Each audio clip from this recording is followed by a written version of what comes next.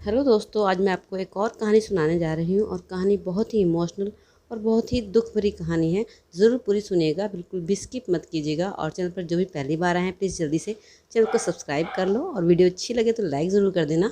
चलिए फिर कहानी को शुरू करते हैं।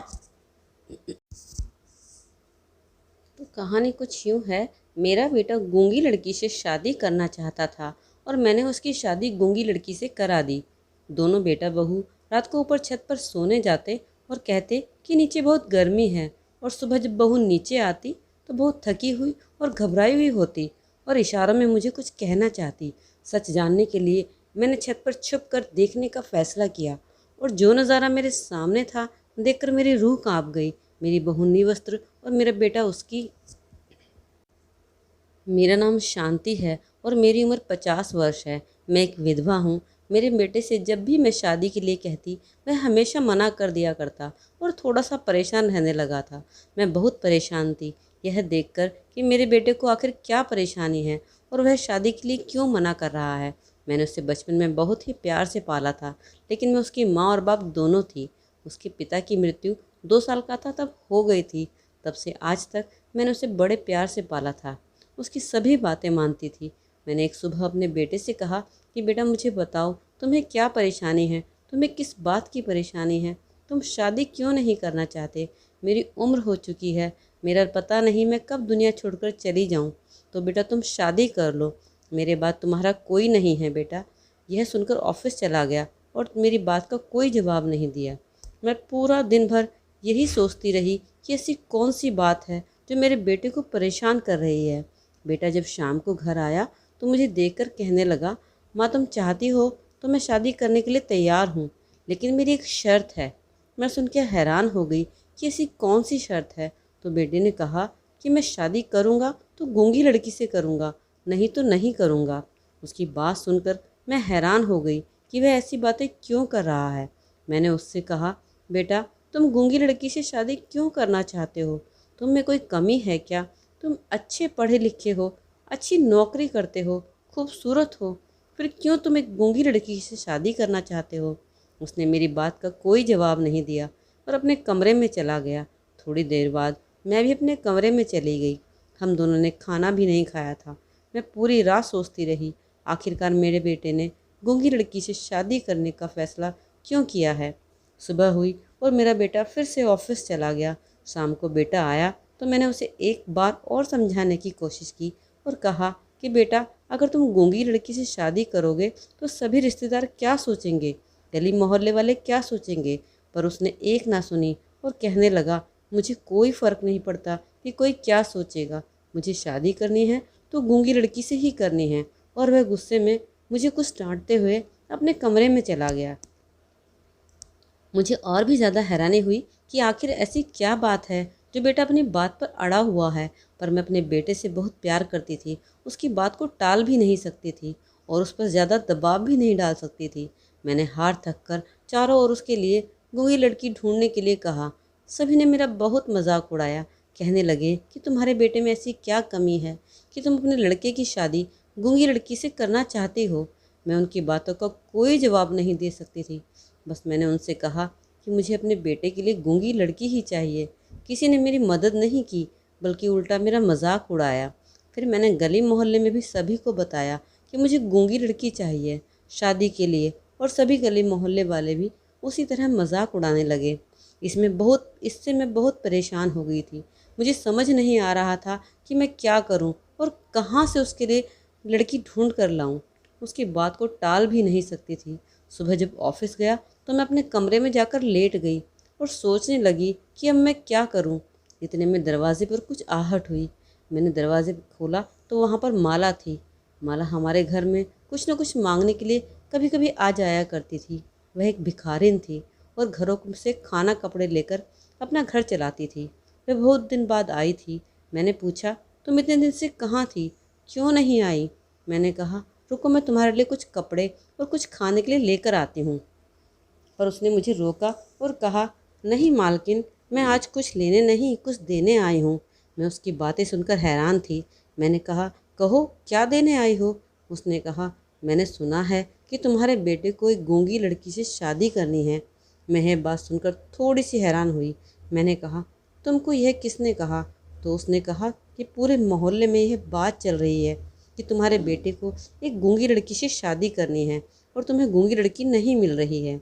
तो इसलिए मैं चाहती हूँ कि मेरी एक बेटी है और बहुत सुंदर है, लेकिन वह गूंगी है। आप चाहें तो अपने बेटे की शादी मेरी बेटी से करा सकती हैं। उसकी बातें सुनकर पहले तो मुझे बहुत गुस्सा आया और मैंने उसे थोड़ा डांटा, लेकिन इतनी हिम्मत कैसे हुई कि तू अपनी बेटी की शादी मेरे बेटे से कराने की बात बोल रही है? और मैंने उसे डांटते हुए वहाँ से भगा दिया।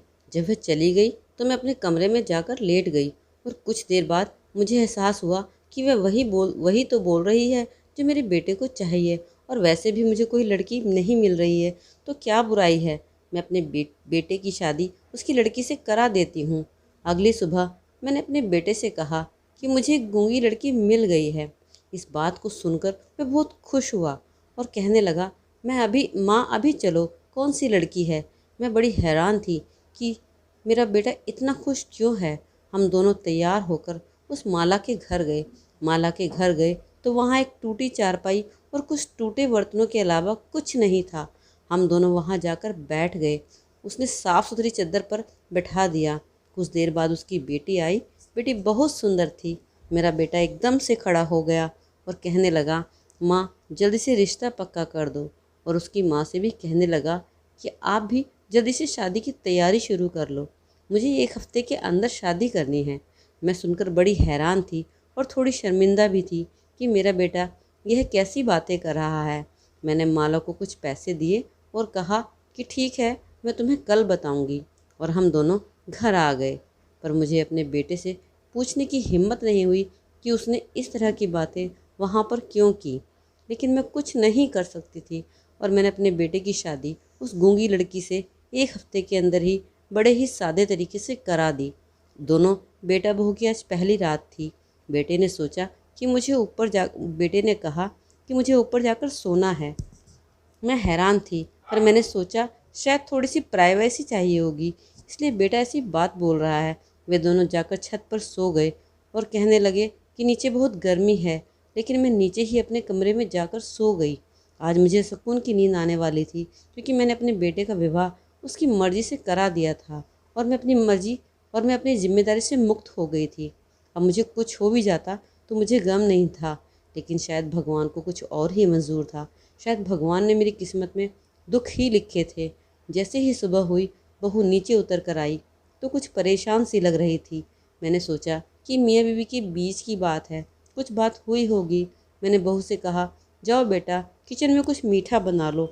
तो इतने में मेरा बेटा बड़ा गुस्सा हो गया और कहने लगा कि यह कुछ काम नहीं करेगी, अभी से आए हुए कुछ देर ही तो हुई है। मैं बड़ी हैरान थी अपने बेटे की बात सुनकर। आखिर वह मुझसे इस तरह से बात क्यों कर रहा है? आज से पहले उसने मुझसे कभी इस तरह से कभी बात नहीं की थी। वो बहुत कुछ परेशान सा लग रहा था और वो कहकर ये सब ऑफिस चला गया। बेटे के जाने के बाद बहू ने इशारों में मुझसे कहा कि मैं घर का कुछ काम कर देती हूँ, लेकिन मैंने उसे मना कर दिया क्योंकि मेरा दिमाग थोड़ा सा ख़राब हो चुका था अपने बेटे के व्यवहार को देखकर। शाम हुई, रात हुई तो बेटा घर आया और खाना खाकर फिर से मुझसे कहने लगा कि हम छत पर सोने जा रहे हैं, नीचे बहुत गर्मी है, जबकि मौसम उतना गर्म नहीं था, सर्दियाँ आने ही वाली थी। तभी मुझे समझ नहीं आ रहा था कि बेटे को छत पर ही क्यों जाना है और वह दोनों जाकर छत पर सो गए। सुबह जब बहू नीचे आई तो बहुत ज़्यादा घबराई हुई थी और बहुत ही थकी हुई थी। उससे चला भी नहीं जा रहा था। उसने मुझसे इशारे में कुछ कहना चाहा, शायद वह मेरे बेटे से डरती थी। बेटे के जाने के बाद मैंने बहू से पूछना चाहा कि ऐसी क्या बात है कि तुम थोड़ा सा परेशान रहती हो, पर उसने मुझे इशारे में कहा कि कोई बात नहीं। शायद मैं मेरे बेटे से बहुत ज़्यादा डरी हुई थी। तब मुझे थोड़ा सा शक हुआ, मेरी ऐसी क्या बात है जो बहू मुझे बताना नहीं चाहती। पर मैंने फ़ैसला किया कि मैं ज़रूर छुप कर देखूंगी कि ऐसी क्या बात है जो मुझे बहू कुछ बता नहीं रही है। मैंने रात को चुपके से देखने का फ़ैसला किया। जब वह दोनों छत पर सोने के लिए गए तो मैं पहले से ही कोने में छुप कर बैठ गई। मैं देखना चाहती थी कि ऐसी कौन सी बात है जो वह मुझे नहीं बताना चाहती थी। थोड़ी देर बाद दोनों ऊपर आए। दोनों ने कुछ बातें की मुझे लगा शायद ये मेरा वहम है, ऐसी कोई बात नहीं है।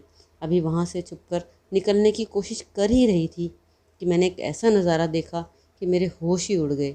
मैं सपने में भी नहीं सोच सकती थी कि मेरा बेटा इन सब चीज़ों में भी पड़ सकता है।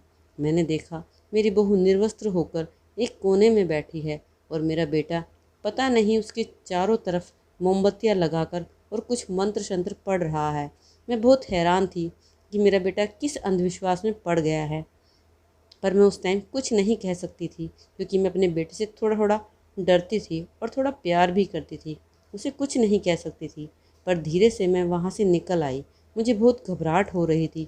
मुझे पूरी रात नींद नहीं आई। सुबह हुई तो बहू नीचे आई। मैंने सोचा बेटे के जाते ही मैं सारी सच्चाई पूछूंगी, चाहे कुछ भी हो। आज मैं जानकर ही रहूंगी कि ऐसा क्या हो रहा है ऊपर। मेरा बेटा ऑफिस चला गया तो मैंने अपनी बहू से ज़ोर देकर पूछा कि बेटी तुम मुझे बताओ क्या परेशानी है। लेकिन मेरे लाख पूछने पर भी उसने मुझे कुछ नहीं बताया। शायद वह बहुत डरी हुई थी। मेरे बेटे ने उसे बहुत डराया हुआ था। मैं समझ नहीं पा रही थी कि मैं क्या करूं, और मैंने बहू को कहा कि तुम अपने कमरे में जाकर आराम करो, और मैं भी अपने कमरे में चली गई। मैं पूरा दिन भर सोचती रही कि क्या करूं, कि मैं इस राज को जानना चाहती थी। मेरी बहू मुझे कुछ नहीं बता रही थी और ना ही बेटा बता रहा था, और मैं अपनी बहू की हालत देखकर बहुत परेशान थी। मेरी भी तबीयत बिगड़ने लगी। शाम होते होते बस मुझे यही डर सता रहा था कि अभी बेटा आएगा और फिर से वो यह सब चीज़ें करेगा। मैं बहुत हैरान थी कि मेरा बेटा इन सब चीज़ों को क्यों कर रहा है, क्या उसके दिमाग में चल रहा है। मेरी इतनी हिम्मत नहीं थी कि मैं अपने बेटे से कुछ पूछ सकूं। मेरे बस में तो कुछ भी नहीं था। तो मैंने सोचा आज मैं राज जानकर ही रहूँगी। जैसे ही दोनों बेटा बहू ऊपर सोने के लिए गए, मैंने तुरंत पुलिस को फ़ोन कर दिया। शायद मेरे बेटे को एहसास हो गया था, शायद माँ को कुछ पता चल गया है, इसलिए उसने आज अपने कमरे की कुंडी लगा ली थी। मैं पुलिस का इंतज़ार कर रही थी। तभी दरवाजे पर आहट हुई और मैंने दरवाज़ा खोला तो वहाँ पर पुलिस खड़ी थी। मैंने पुलिस को सारा मामला समझाया और कहा कि मेरी बहू को बचा लो। मैं पुलिस वालों को उनके कमरे तक लेकर गई, जहाँ एक खिड़की थी। वहाँ से हमने झांक कर देखा तो हमारे होश ही उड़ गए। मेरे बेटे के हाथ में एक हथियार था और वह कुछ मंत्र ज़ोर ज़ोर से पढ़ रहा था। शायद उसे आहट हो गई थी। उसने दरवाज़ा खटखटाने पर भी दरवाज़ा नहीं खोला। वह लगातार मंत्र पढ़ते जा रहा था। मेरी बेचैनी बढ़ती जा रही थी। लाख कोशिशों के बाद हम लोग दरवाजे को तोड़ पाए और अंदर जाते ही मैंने अपनी निर्वस्त्र बहू पर कपड़े डाल दिया और नीचे लेकर आ गई। कुछ देर बाद पुलिस वाले भी बेटे को नीचे लेकर आ गए और बेटे से पूछने लगे कि ये सब तू क्या कर रहा था, पर वह बहुत परेशान सा लग रहा था। उसने कुछ भी बताने से इनकार कर दिया और कहा कि जो मैं कर रहा हूँ वह ठीक कर रहा हूँ, मुझे ना रोका जाए। मैंने भी अपने बेटे से लाख पूछने की कोशिश की और बहू से भी पूछने की कोशिश की, लेकिन बहू जो इशारों में बता रही थी वह हमें समझ नहीं पा रहे थे। मैंने बेटे को प्यार से समझाया और पूछा कि बेटा तुम ऐसा क्या करने वाले थे और क्या कर रहे थे। तो उसने कहा कि मैं कुछ दिनों से बहुत परेशान चल रहा हूँ, मेरी नौकरी खतरे में थी, मैं तुम्हें परेशान नहीं करना चाहता था। उस पर तुम मुझे शादी करने के लिए बहुत परेशान कर रही थी। मैं शादी भी नहीं करना चाहता था क्योंकि मेरी कोई नौकरी भी नहीं थी। उसी समय मुझे एक बाबा के बारे में किसी ने बताया और मैं उस बाबा के पास गया। उस बाबा ने मुझे कहा कि तुम शादी कर लो, मैं अपनी बीवी की और अपनी बीवी की बलि दे दो, तो तुम्हारी जो नौकरी पर खतरा है वो टल जाएगा और तुम अपने भविष्य में बहुत आगे बढ़ोगे।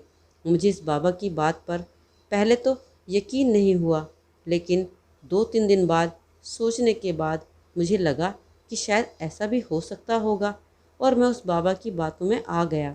इसलिए मैंने घर आकर तुमसे कहा कि मेरी शादी करवा दो, लेकिन एक गूंगी लड़की से करा दो, ताकि मैं उससे कुछ कहूँगा भी या उसके सामने उसके साथ कुछ ऐसा करूँगा भी तो तुम्हें बता नहीं पाएगी और ना ही कुछ कह पाएगी। मैंने उसे बहुत डरा दिया था कि तुम इशारों में भी मेरी माँ को कुछ मत बताना, लेकिन मुझे कहाँ पता था कि माँ को थोड़ा बहुत शक हो गया है। आज आखिरी रात थी और आज मैं इसकी बलि देने वाला था, लेकिन मैं कामयाब ना हो सका। मुझे तुम दोनों ने आकर रोक दिया। हम सब उसकी बातें सुनकर बड़ा हैरान हो रहे थे कि उसका दिमाग इस तरह की बातें क्यों कर रहा है। उसके दिमाग पर ऐसा लग रहा था मानो किसी का साया है और वह बहकी बहकी बातें कर रहा था। उस पर उसकी उस बाबा की बातों का इतना असर था कि ऐसा लग रहा था जैसे कोई मानसिक रोगी हो। अगर आज हमें पहुंचने में थोड़ी सी भी देर हो जाती तो उस मासूम लड़की की जान चली गई होती। मैं सोच सोचकर बहुत हैरान हुए जा रही थी। मैंने उसे बहुत समझाया कि बेटा, अंधविश्वास में कुछ नहीं रखा है, इंसान अपनी मेहनत से ही आगे बढ़ता है। तब मुझे पुलिस वाले ने सलाह दी कि मैं अपने बेटे को किसी मानसिक रोगी अस्पताल में भर्ती कराऊं, और मैंने वही किया। मैंने अपने बेटे को एक अस्पताल में भर्ती कराया। कुछ दिनों में बेटा ठीक होकर घर आ गया। वह ठीक था और वह बहुत नॉर्मल लग रहा था। मुझे अपने बेटे को देखकर बहुत खुशी हुई। आज मैंने अपनी बहू को ब्यूटी पार्लर भेजा, उसे अच्छे से तैयार करवाया, क्योंकि आज उनकी शादी की पहली रात थी। क्योंकि अब तक मेरे बेटे और बहू के बीच में कुछ नहीं हुआ था। मेरा बेटा तो अंधविश्वास के बीच में फंसा हुआ था और मैंने दोनों बहू बेटों को उनके कमरे में भेज दिया। आज मैं सुकून की नींद सोने वाली थी, क्योंकि आज मैं पूरी तरह से अपनी जिम्मेदारी से मुक्त हो चुकी थी। भगवान मुझे आज अगर मेरी जान भी ले लेता तो शायद मुझे गम ना होता। मेरे बच्चे खुश थे, मेरा बेटा खुश था और मैं भी बहुत खुश थी। आज मुझे बहुत सुकून की नींद आने वाली थी, क्योंकि आज मैं सही मायने में अपनी जिम्मेदारी से मुक्त हो गई थी। तो दोस्तों, कभी कभी हम सोचते हैं कि हमने ज़िंदगी में अपने बच्चों की शादी ब्याह करके या कोई और भी काम करके जिम्मेदारी से मुक्त हो गए हैं, लेकिन जब तक हमारे बच्चे खुश नहीं होते और पूरी तरह स्वस्थ नहीं होते तो हम कभी भी जिम्मेदारी से मुक्त नहीं हो सकते। कहानी कैसी लगी ज़रूर कमेंट सेक्शन में एक कमेंट ज़रूर छोड़िएगा, और वीडियो अच्छी लगी है तो लाइक ज़रूर कर दीजिएगा। तो चलिए फिर मिलते हैं एक अगली कहानी में एक नई वीडियो के साथ में। Bye bye.